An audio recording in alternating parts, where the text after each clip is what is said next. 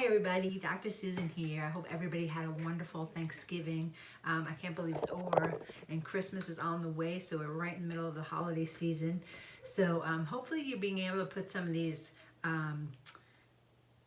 what we've been talking about into practice through the holidays, because as you see, some of this stuff, you can still eat your dinner and be part of all the festivities, but you can do some of the things that we've been talking about as far as checking blood sugar, and things like that in efforts to get more fat adapted. So of course on the holiday, like I always say, it's a pass. Just enjoy yourself, enjoy your family, enjoy the time. Don't worry about food. Just, stay in a present mindset with the holiday.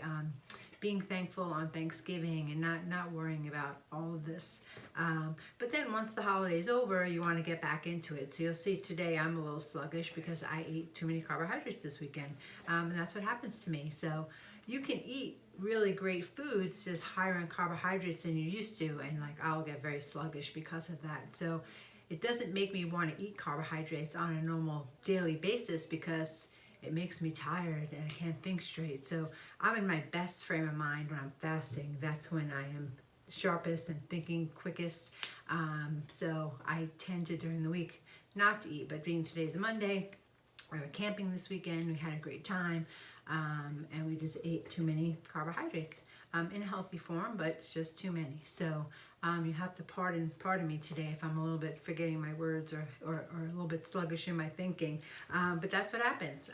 That's what makes us stay on track the rest of the week, right? When you know there's a symptom. I had a lot of emails this morning about not feeling well, and do you think it's the food I ate? And you have to realize how much food affects you, because it's amazing, especially when you are eating very clean for a while. You've probably realized, a lot of you have been with me a long time, that when you eat clean all the time and a holiday comes, you say, oh, I'm just gonna have the piece of pie or whatever it is, bread, or one patient emailed and said, the bread smelled so good, I had to have some, but she felt terrible after and her face broke out in acne. That's what we call your body expressing health, because your body just wants to get that all out of you. So you may have had face breakouts or upset stomach, or I suffer from fatigue when I don't eat well. I get very tired, but acne is another thing that I dealt with for a long time. Not so much acne all over my face, but I used to tell people, you'll always know when I eat gluten, because I get these like cystic acne around the bottom of my face, these big marks around the bottom of my face, and it was only when I ate gluten. So every once in a while, because I used to tell everybody that's what it is, and call me on it and tell me, we know you ate gluten. And then, once you tell people that and they all know you're eating gluten, you don't want to eat gluten anymore because you don't want people to see, that that's happening to you. So, just be out there with it and tell people. So anyway, today, enough about all this other stuff, but today what we want to talk about, we've talked about blood sugar, and I know everybody's measuring their blood sugar, and hopefully you're getting great results with that. I do want to cover one thing real quick, because there's another question that came in over the weekend, and it's, how do I know if my coffee is breaking my fast? Like, so if somebody's intermittent fasting, which we're going to talk a lot about today. So this was a person who I've worked with a long time, and they are intermittent fasting. So you want to know, is anything that you're doing in the morning breaking your fast? So you have to watch for things like, if you wake up in the morning and you have, a lot of people have warm water and squeeze a lemon into it, that can break your fast. If you're drinking coffee, when you're putting stevia into it, the stevia can break your fast. If you're using heavy whipping cream in your coffee, which is what I recommend people do, organic heavy whipping cream, it could, in some people, break your fast. And the way you check if it is or not, because some people it doesn't. So if you want to know if coffee is breaking your fast, even black coffee can break your fast. Now it's funny, because black coffee can break your fast, but if you put some fat into the coffee, it will actually drive your blood sugar lower. That's what happened to me. If I put fat in my coffee, it drives my blood sugar down even lower. So it's so important to know, because you're working so hard. You don't want to ruin it by doing something that your body is not reacting to, and everyone is different. So you have to really just get into the habit of testing your blood sugar. So if you test your blood sugar first thing in the morning, and then you drink a cup of coffee, let's say black coffee, wait a half hour, and then check your blood sugar again and see if there's a big spike. in your blood sugar. So let's say you woke up and your blood sugar was 85, and then all of a sudden it's, you drink and it spikes up 40, 50 points. That coffee, that black coffee is not doing your body any good, so you shouldn't drink it. Now try it again the next day and put some, I use full fat coconut milk, so I get it at Whole Foods, but you can actually order that now on Amazon. I get the can, it's organic full fat coconut milk, and I just blend that. I've been doing this for years, blend it in the Vitamix. I put a couple of drops of liquid stevia, and it actually doesn't break my fast, but you can check and see if it breaks yours. So I would put the full fat coconut milk in my black coffee and drink that, and my blood sugar would go down lower. So let's just say again, if it's 85, and then you test it a half hour later and now it's 82, that coffee is not affecting you in any harmful way. So go ahead and have it. I can't answer the question if it's going to break your fast, because I don't know. Some people it doesn't. Some people it does. I'm always from the thought that you don't want to deprive anybody of anything if it's not affecting them in a negative way.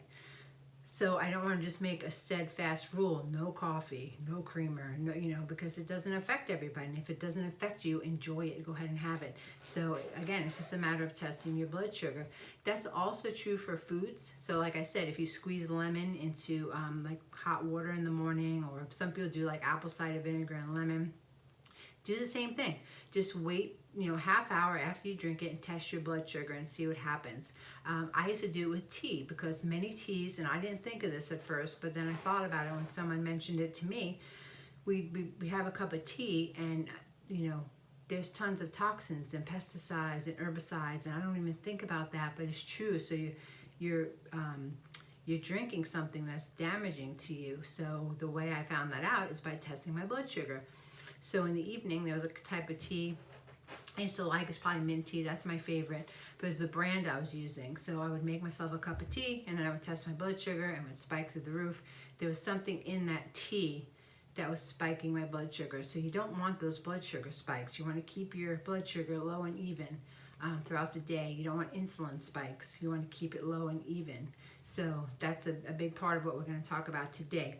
So anyway, just real quick recap. So you take your blood sugar fasting, drink your coffee in the morning, and then half hour later, check your blood sugar again and see what the numbers are. If you're not sure, send it to me. Just email me the numbers and I'll let you know if it's affecting you or not.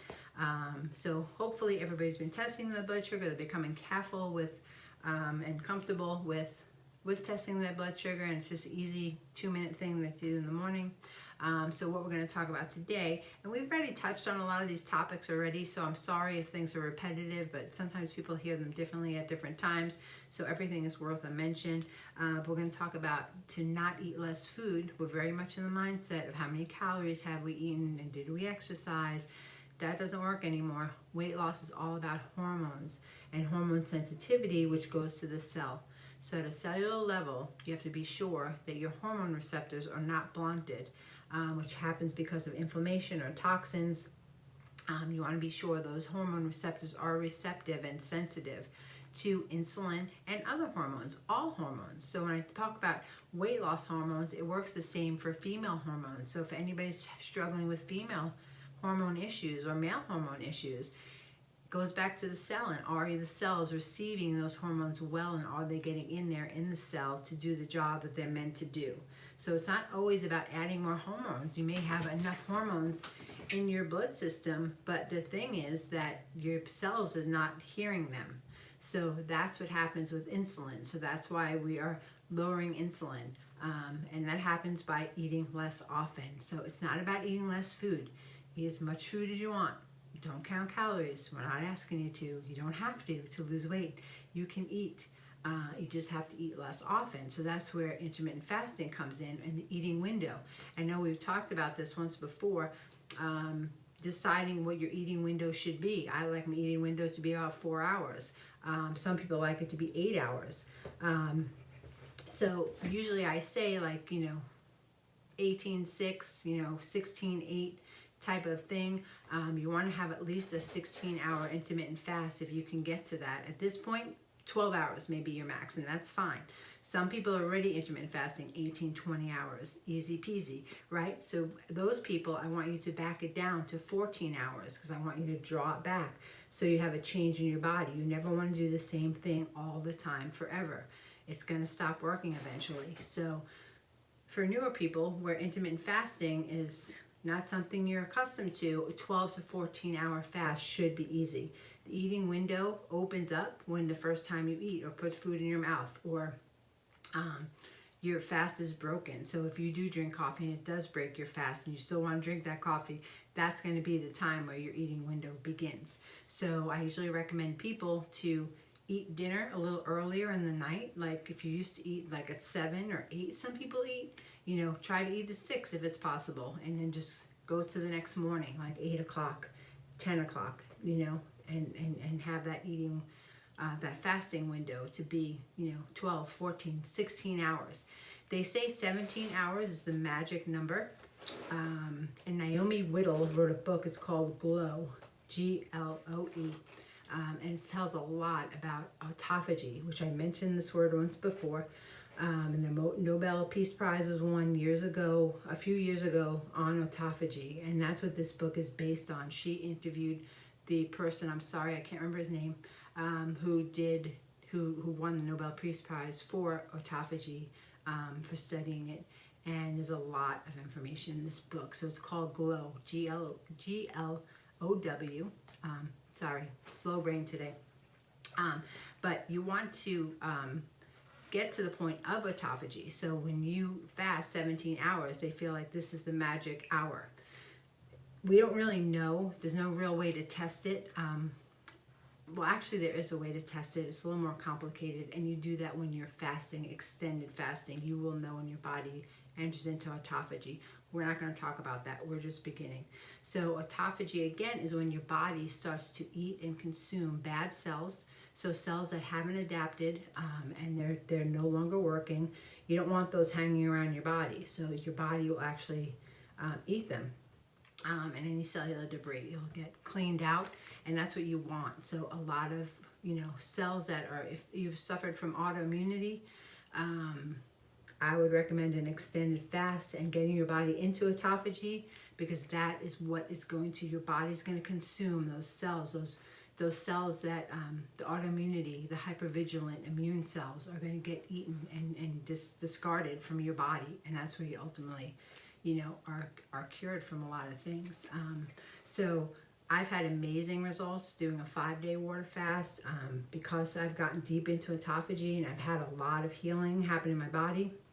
So that tends to correct food sensitivities and things like that, because we actually create our own food sensitivities. So I'm not going to get into all that, but you can actually reverse them. So if you do have many food sensitivities, this is the way to reverse them, is getting your body into autophagy, which is a 17-hour intermittent fast. And the way that you can maximize autophagy is by not eating calories or fasting, or eating low calories. So eating, it's intermittent fasting and eating 2 meals. I know we don't count calories, but that's kind of what the literature says. It says if you don't eat and fast, or if you eat lower calories. So, the same thing as eating 2 meals a day. We're talking about hormone optimization, but the studies show and literature shows low calorie intake. You want to reduce your protein intake. So if you're trying to maximize autophagy, which you can do certain days of the week, you don't have to do this every day. You can do 2 days a week where you're going to maximize autophagy. There's also something called an autophagy fast, and I just did an autophagy fast about a month ago for 5 days. And that's doing a 17-hour intermittent fast, being sure you break the fast with fat. That lets you go another 2 hours, so you're at a 19-hour intermittent fast. You have to stay under 25 grams of protein a day, which is extraordinarily hard to do. You'd be surprised. So the way I do it, the first time I ate animal protein, and it was very hard to stay under that 25 grams of protein. So the next time I did the autophagy fast, I just did not eat any animal protein. I just ate a lot of vegetables and some healthy fats. And you can eat carbohydrates. So we're working on getting under 50 net grams of carbs. You can still eat the 50 net grams of carbs on an autophagy fast. So you can eat like sweet potato or squashes, lots of vegetables, salad, put healthy fats in it. You just can't eat animal protein. So you have to keep your animal protein under 25 grams. And carbohydrates you want to keep under 50 net grams. So that's called an autophagy fast. That's just to let you know another type of fasting. There's so many types of fasting. Not everything has to be an extended water fast. That's extreme for a lot of people. I only do that once a quarter, a couple times a year. It's amazing. I recommend everybody at some point they try it, because it's amazing to see how easily you can go without food. And it's all mental. It's a mental game, and if you beat the mental game, you win. So you just have to get through that time frame. Usually it's the first 2 days to break those mental habits. But once you do, your body starts burning fat, and you're fat adapted, and it's amazing. You're not hungry. Your mind is sharp. You have tons of energy, and you get through it with no problem. So. But autophagy fasting is amazing. That book, Glow, that I mentioned, it speaks specifically to that, to maximizing autophagy. Another thing is she mentions Earl Grey tea. So many people who autophagy fast break their fast with fat and then have a cup of Earl Grey tea, because I think the bergamot is supposed to help with autophagy. It's been a while since I read the book, probably more than a year, but I do recommend it because it's a lot of interesting concepts in it. So I do highly recommend it. I also highly recommend Jason Fung, which most of you may know, Dr. Jason Fung. He's a kidney specialist. He's a medical doctor in Canada. And he has a whole program of reversing kidney disease and diabetes. And he wrote a book, slipping my mind. You can just look it up, Jason Fung, on Amazon or anything. It's a guide to fasting. I'm trying to think if there's a word before. I think it's a complete guide to fasting. And it's an excellent book. It shows so much research. And this goes back, goes back to the Bible, thousands of years. But in this century or last century, and then I used to read a lot of old-time literature, medical literature written by medical doctors, because I believe that doctors then knew a lot about the human body. And it was not until Big Pharma took over and kind of changed and pushed doctors away from physiology and biochemistry. So those old readings are really interesting to me. But they used to do fasting all the time. Herbert Shelton is an amazing man, and he was amazing with fasting. There's a lot of them, and they're just so intriguing, because if you give your body a break from food, there's two things your body spends all of its energy on, and its digestion is one, and then detoxing is the other. So if you give your body the break from food or digesting food, it has more time to detox. And you think in today's world, we're so inundated with toxins. That's the other big issue, and I'm going to do a lot of talks about that. If you give your body a break from the digestion, it has a time to do the detox, and has time to keep your liver clear. And our detox pathways are in our livers, so you need to keep that area all clear and clean to be able to go through all those detoxification pathways that our body has. So anyway, back to today's topic, which was intermittent fasting and creating a fasting window. When you intermittent fast, you raise your growth hormone, and that optimizes your hormones. So we want hormone optimization, we want growth hormone raised, and that's how you make the cells ultra sensitive to all the hormones. So it's really important. Growth hormone, when you raise growth hormone, it also protects the body from muscle loss during the time when you are fasting. So you want to definitely protect your body from any kind of muscle loss during autophagy. You want to focus definitely on the cells, the dead cells and cellular debris, to get that out of your system. And as you keep fasting, or if you make it part of your lifestyle and eating less often, eating 2 meals a day, that was an old time, and still a lot of people 70, 80 years old still eat 1 meal a day. It used to be a way of life. That's the way they ate. They calorie restricted. They just knew to do that. We just lost it, in these more recent years. We're eating every 2 hours, and we're snacking constantly. So we talked about the first week, just eliminating snacking, counting how many times you're actually eating. So now I want you to get down to eating 2 meals a day. I'm not saying what you can or can't eat during those 2 meals. Like I said, it's not about counting calories, but we do want to keep the carbohydrates under 50 net carbs. 50 net carbs is a good amount of carbohydrates. Like I can't even get near 50 net carbs if I try. So you want to definitely use the tracker like I have talked about and get under 50 net carbs. And you know, keep your protein moderate. For most women, it's about 55 to 65 grams. Unless you excessively work out, then you want to up it about 20 grams. And fat, over 60% should be healthy fat that you're eating. So you want to create an eating window. So if you stop eating at 7 o'clock at night, you want to try to go to at least 7 the next morning, but maybe 9, but maybe even 11, you know, so just work at it. It's just, you know, it's like, I call it flexing your fasting muscle. It's like building a muscle at the gym, or building your body up at the gym. You have to go every day and you have to do it, and you work your way to a heavier weight and more reps and things like that. It's the same thing with fasting. You have to work towards it. And keep an eye on your blood sugar, because you're going to watch your blood sugar numbers go way down. So if you're suffering now from high blood sugar numbers, by doing the intermittent fasting and creating an eating window, those numbers are going to go way down. So that's what we want. We may or may not talk about ketones, but at some point we may measure your ketones or get you measuring ketones, and that is the proof that your body is burning fat. So that's why we want you to become fat burners. That's why I want you to become fat adapted. That's why I want you to follow, you know, the macronutrient guidelines that I had given you. And we want you to measure your blood sugar, because we want your body to start producing ketones. So ketones are a product of your body burning fat for energy. So you want to be able to do that. Some of you may have already been past that with me. And if you are past that and you're struggling to lose weight or to continue to lose weight, that's where next week's topic is going to come in, and that's diet variation. So next week's going to be a big topic, diet variation. And I always say this to people when they email me and tell me they're struggling, and I'll say, vary it up. I say it all the time. But it's really a hard concept to get, and it's very personalized. And I have to say that that's the most follow-up visits I do with people, is one-on-one consulting on varying diet for them, because it's a little bit hard to grasp and how to know where you should be. So if you need more help with that, please reach out to me, and I'd be glad to help you. But that will be next week's topic, in talking about diet variation and what's the best way to do that. So I always say that you never want your body to get used to what you're doing.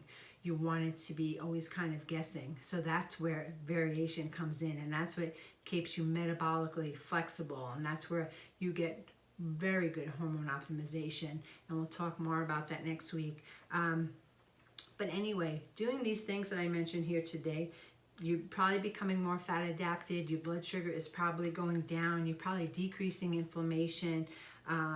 That's what we want. And we want you to be, at least this series of videos, we want you to be decreasing inflammation, especially during the holidays. During the holidays is a time when inflammation can go way up. We usually put on some pounds. But if you can put these things that I'm teaching you on in between the actual holiday, like last weekend was Thanksgiving, now we have 3 weeks till Christmas. So we want to make sure that, you know, we're doing the intermittent fasting, we're creating an eating window, we're measuring our blood sugar. And then when the holiday comes, whether it be Christmas, Hanukkah, Kwanzaa, whatever you celebrate, you know, on that day you want to enjoy it. What's going to happen though is that you'll enjoy it and you won't feel so well. So when the next holiday comes, you're going to moderate yourself. It's not going to be because someone told you to not eat it. You're going to moderate yourself because you end up not feeling well. And there's lots of healthy alternatives, and we have lots of recipes, recipe booklets that we email out.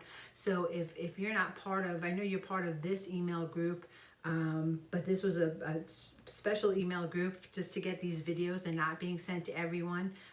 So you're part of a special group, but if you want to be part of our email list, if you're not, please, you can respond back to this video and Selena will add you on to our email list. We have lots of stuff going on here and we want to share it all with you. 2020 is going to be a great year for all of us, and we want to be able to help as many people as we can, you know, to understand their bodies and weight loss and hormone optimization. and emptying their toxic bucket. So there are lots of concepts that we're trying to get out there to help people navigate through this world. So this video I know is going long enough. So please shoot me back any questions. Let me know your blood sugar numbers. Let me know if I can help in any way. Just reach out. Or if there's something specific. So not next week. Next week is going to be diet variation. And I think then we'll have one more week. But the week after that, we're going to, I'm going to answer questions. So if you have questions about the holidays and you want to have any special thing, or if you look for a recipe or anything like that, just email it back to us and we'll get all that all out to you. So please be in touch with us. We're here to help. We know you're doing great. I've heard from a lot of you, so keep up the good work, and you know, open your mind to these concepts and just think about, this is the way the world used to be. So we need to get back there, kind of away from what we've learned and been programmed and taught for the past 20 years, because it made us a very sick nation. But we want to get you to be a healthy nation again, okay? So I hope you all have a great day. Thank you so much for listening. Talk to you soon.